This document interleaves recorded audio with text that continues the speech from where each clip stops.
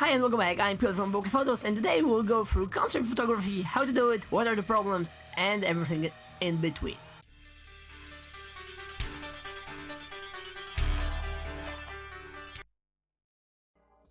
Okay, so your friend has a band, or you just want to dig in the concert photography, how it looks, why it looks like that, and how it really is in the real world. So let's go through a couple of examples, and the base is this: you need to have a camera. You can use your phone, given the options, the computational photography that everything is being done currently in the world.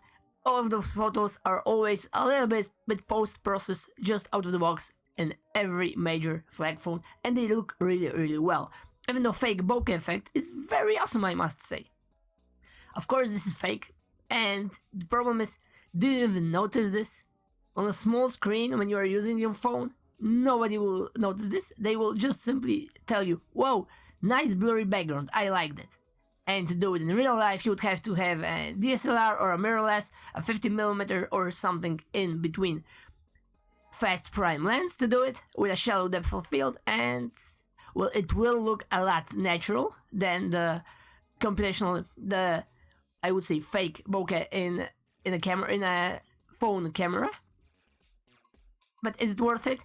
Well, I would say I prefer my DSLR, especially because of the low light capabilities, but not always. And let's see how we can actually make those photographies. Just like that. The basic is an APS-C camera with a fast 50mm prime lens, f1.8 would be the best, or something else really fast, because there's not enough light and definitely a lot of dark places. And this is the first example, so let's dig in. This already been post-processed. I just opened this in Affinity so I can use my pen and show you what I would like to actually highlight for you. So, let's take red. So the first issue. This is our guitar player, and he just simply walks through the audience because he has a Bluetooth attached transceiver, so he can play here and the music is still playing. Very nice. On the left side there was a red light on the wall mounted, and here you can see a couple of people, but unfortunately you can see a lot of grain and noise. I was using a high ISO, as you can see here in the metadata. It was ISO 1000 on a Canon 80D, so it wasn't that pretty. 50mm lens, because this is my fastest lens I have, f1.8 of course, from Canon, and this is it. So what are the issues with that photography? First of all, I'm pretty much photographing this. Sorry, not that brush.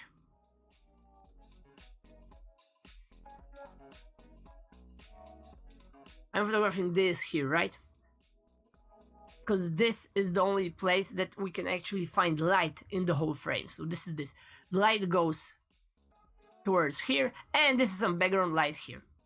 That's the bottom line. And how the autofocus works? Well, sometimes it will catch, sometimes not, but we don't really care doing concert photography, because the more important thing is to actually photograph the thing that we are photographing. The most important is what, not how. It doesn't have to be the best image quality, it just simply has to be nice. I would say this falls under this category, so there's that. Let's go to another example. This is just a simple scene, straight in the middle, square formatting, couple of friends hugging each other. In a concert photography, this is always giving context to the whole party, and that's the bottom line. Let's go further. This is, of course, here you can go pretty much full out on your creative endeavors. You can color grade, you can do it black and white, you can add, as you can see there is a lot of noise, but it is grungy. So given that this is a thrash metal band and playing hard music, I would say it very much falls under the categories. The abs on the guitarist player are awesome. Everything goes, I would say, great. We have a lot of detail here, because this is where we had actual light that was good enough, so we can photograph that. All of the rest, this part here, everything here was pretty much in dark. This is why we are seeing grain here. Of course, we can try to mitigate this with levels. Let's try and do this. So the output black level will be, output white level. We can lower it down. And as you can see, the grain is a lot less visible. But on the other hand, everything is getting a little bit darker. If we increase the black levels, those gray-ish colors will change to pure black, but we still have this grain, because this is pretty much throughout the whole spectrum of colors, so it is very, very difficult to get rid of. You just need to simply remember about it. You can try to fiddle around with shadow slider, highlights slider, and try to mitigate this, and of course using denoise filters, but it will still be there if you just simply increase the brightness because you want to show our main subject here, right? Okay, let's move forward. I did have a 50 millimeters, and this is pretty much a pano stitched together from 4 or 5 different photographies. That's the bottom line. Unfortunately, I don't have yet a Sigma 18-35. It would be a lot easier to do anything, but 50 millimeters gave me that reach I didn't had, or I wouldn't be able to achieve by just simply walking on my legs closer or further from the subject. So this is something you can also achieve with a very, very narrow field of view, because 50 millimeters on an APS-C camera, it's pretty much 75 on a regular full frame. And if this is a Canon, it's more like 80, because the crop factor is 1.6 and 1.5 for Nikon. Okay, so pretty much that's it. As you can see, those are those red highlights on the wall lights that you could see in this photo. But this is a little bit further down the road, so it's darker. Oh, sorry.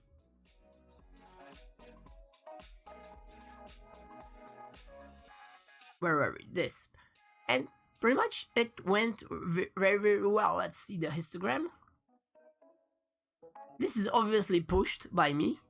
I used the curve adjustment, so we can simply... I just added the meta effect that I described before. You can see the link up in the corner. And everything is really, really brighter, and just... I am able to get at least the details, and the people on the photography know that they are there, and they can always share it, like it, or put on Facebook account. That's it. So remember, showing the scene in a concert photography is also crucial. You can show the people what they are doing, are they having fun, etc, etc.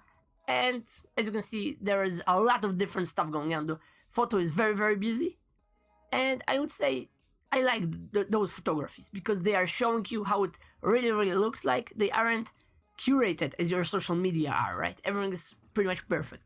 Here is just, it is very, very real, and everyone can relate to that. So, let's go further. Here, this is just where the band was preparing for the concert. Of course, everything is bumped up, but it still was a pretty early hour, so we have nice detail all around. And the ISO for that is only 640. And it looks very, very nice.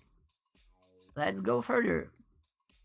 As always, when you when you are photographing a group of people, there's always 1 or 2 people that will find your lens. They are maybe probably a little bit more self-conscious than the rest, and will just simply wave you or do whatever.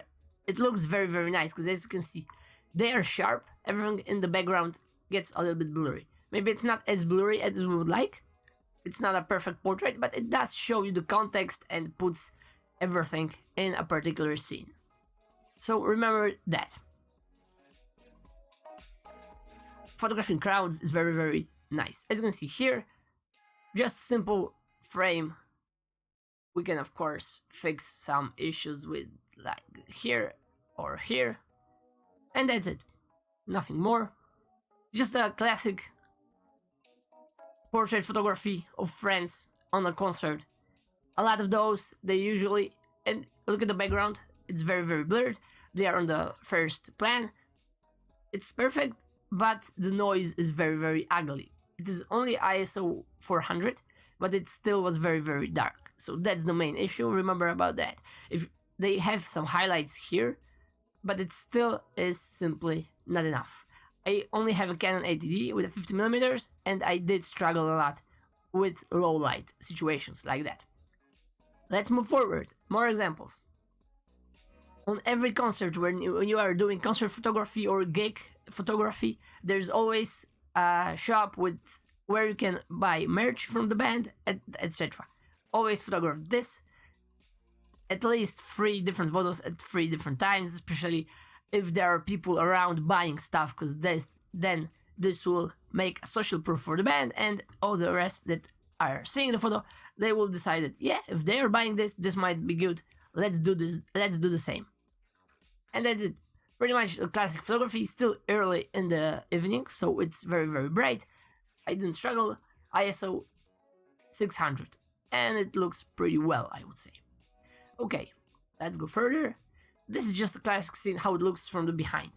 Just a regular, boring photo, but when you are looking at this, on a gig side, on a concert side, on a club side later on, okay, you know that, okay, this is a lot of space, you have something to sit on, pretty awesome, right? People are there, yeah, I can go there. Another example. Dynamic is pretty much on a photography when you have triangular lines. If something is bent or under some angle, it does add dynamic and a little bit of action to everything. Here we can see the hair, here we can see the vocalist singing, and everything is just simply crooked, but it's just simply not as usually as you see this. So it does make you wonder about the photography, and it makes your eye wander a little bit longer. And of course, we as photographers want pretty much everyone to sit on our photography as long as possible and contemplate those and simply enjoy. So there's that. Try to bend your lens a little bit and you might be golden. I, for example, like this photo very, very much. Okay, another example.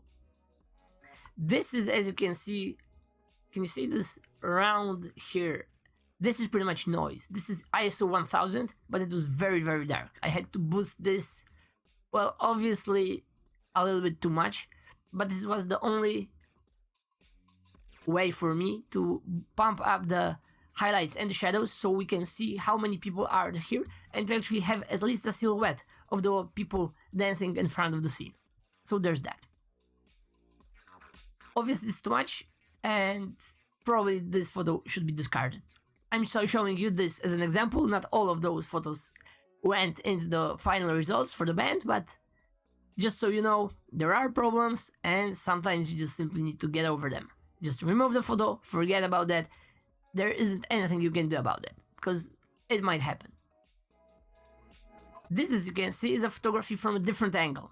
So there was a moment of very, very bright scene lights. The ISO is 2000, as you can see, and it doesn't look that bad. I had worst looking photo with lower ISO when I bumped up the shadows. So what does it tell us? Don't be afraid of high ISO, especially if you have highlight elements like this. Because if you have a high ISO, and even if there is a lot of shadows around, but those highlights element, when there is enough light, will be very, very well preserved, I would say. It's not perfect, obviously you can see the noise here, it's pretty much a lot of them, but at least you can see the people dancing and you can see how the scene looks. So high ISO, don't be afraid of high ISO, really. Okay, let's move to another example. This, as you can see, ISO 1200, and pretty much the regular scene, how people are enjoying the gig. Classic photography, just so people know, cheers, how the scene, how the club is working, how it looks like. Everyone, just make a couple of boring photos and just do it. Nothing else. There's no magic bullet. Not all of your photography that you take and all the snapshots have to be perfect. Some of them might be boring, but they show you the scene, the context, and in the whole set when someone is watching, it's still okay. So the scene is here on the right, as you can tell, and the light is going from right to left, so we can see the people, the highlights on their faces. So there's that. Okay, this is a classic gig if you are able to get close to the scene. This is pretty much everything in blue, because this was the light. I tried to make this a little bit of symmetrical, so we can have our drummer and all the gear around him. I had to go a little bit closer to just simply narrow it down. I mean, you can always crop it in post-production, so there's that. The problem is that not always you will have the bokeh effect and the shallow depth field using a wider lens. I'm pretty much used to using 50 millimeters because this is like the fastest lens I got. I'm not able to buy anything faster, and even if I did spend a ton of money on f1.2 or 1.4, it probably won't make that much of a difference anyway, and it would be probably cheaper to buy me a used Nikon that has a lot better dynamic range than the 80D, which 80D is not the worst, but it's also not the best. I mean, pretty much this is with a given budget, more or less budget version, this is the best you can get anyway. Okay, so let's move forward. Another crooked horizon, and everyone from the band is in a photography. This is also pretty hard to get, so you need to focus on that when you're doing concerts, that to have at least one or a couple of photographies where everyone from the band is in a single frame. They're usually jumping around, moving here and there. It's actually quite not that easy. It's actually quite hard, especially when there are lights flickering all around, and not always they are being lightened up by those scene lights at the same time. Sometimes it's that, for example, only the vocalist is being highlighted, and the guitar players are in the shadows, or the other way around. It's really, you just need to take a lot of photos. It does help a lot. Unfortunately, then you have, for example, after this gig, I did do a lot, like 450 photos, and the final result was around 70. So there's that. And this we already went through. So guys, pretty much this is how you can do a concert photography gig. The issues are, let's just recap. Framing. This is very important, especially if you want to, and if you have an idea. Try to find a plan of the club, or go in there the day before so you can actually see how it looks, because I got a 50 millimeters and there was space to actually do that kind of photography with that lens. But if this would be somewhere inside, I wouldn't be able to do no photography with 50 millimeters because it will be too tight. The view angle will be not enough, never. I would have to buy into some, like, unfortunately there is only one lens for APS-C. It's Sigma 18-35 f1.8, and then I would be able to shoot wide enough so I can find everything, so I can shoot everything, but I would not have the bokeh effect as on 50 millimeters. So don't be afraid of high ISO, especially if there's at least some light. Here is a moment when the scene is being lit up very bright, so I was able to catch that. The regular boring photos also are not bad. You are showing the context, you are showing the scene. This is something that I would personally love to see. I would like to see the people how they are having fun, how everything looks around, etc. This just puts everything, all the pieces together. It's like when you're doing concert photography, think about as you're building a castle. You need even the boring part like walls to make the castle in the end. The whole set of pictures from a concert. The guys that are selling the stuff, always remember to make some photos when there are people. Classic portraits of people together, friends. There's always someone that looks into the lens when you are photographing a group. Some framing like that, very symmetrical, very nice. I would say I like those. You can even go further, but this does add a little bit of context all around, so the eye goes straight here to the brightest part. Here's just a pano to show everyone how it looks. I like panos, as you can tell. Always try at least to do one. There is a lot of different software. You can stitch this for free. You can do it even if in Affinity. Also, friends, straight inside the frame, square crop, just simple, pretty, perfect, nothing more. And as you can see here, always trying to find the light. If there are dark spots like that, I mean bright spots like that, this is the only thing you can actually photograph, because everything else is pure darkness and your camera will not be able to make it. Sorry. If you could be using a flash for that, but I didn't because people are pretty much irritated by flash photography, and it doesn't really work well outside because the first plan would be very bright and the background, just the light will simply follow very, very rapidly. It wouldn't have the same effect I would like it to have if I'm doing a portrait in a studio with a soft light, huge softbox, etc, etc. Okay, this we went through. Crooked angles are giving the dynamic, or underlining the action on a scene. This is, as you can see, the mimics on their faces. This maybe isn't the best photo for that. Let me try and find something else we had here somewhere. Yeah, this is a lot better. You can see a lot more action on the scene. Something is happening.